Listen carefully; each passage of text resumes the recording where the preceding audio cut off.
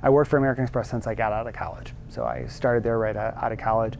I worked there for 14 years and was climbing a corporate ladder. And I realized that I was climbing a ladder that I cared nothing about. So I decided to go and climb something that I did care about. And so I left American Express, bought an around the world ticket, and started what I call my mountaineering career.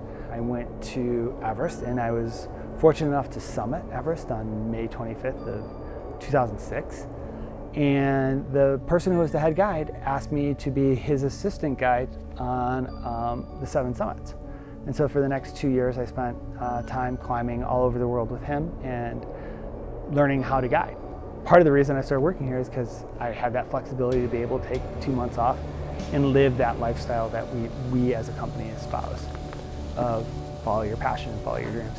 People come here because they're passionate about what they're doing.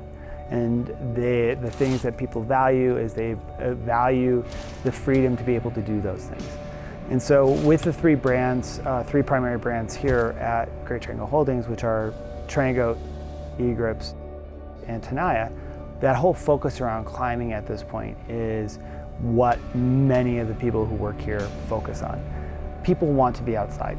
That's what we try and support. And so, our hours and how we operate, our standard work hours, they 8 to 4, so that people can get out in the afternoons and go do stuff.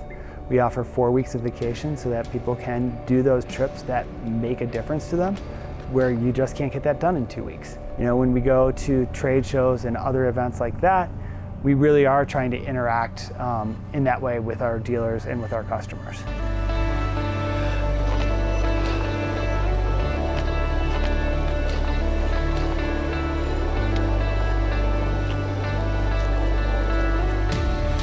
My background is financial services. So I've worked with a lot of different PEO organizations, a lot of small regional ones in Michigan and Ohio, because all my advisors were franchises. And so part of my job was to vet PEO organizations that would work with them.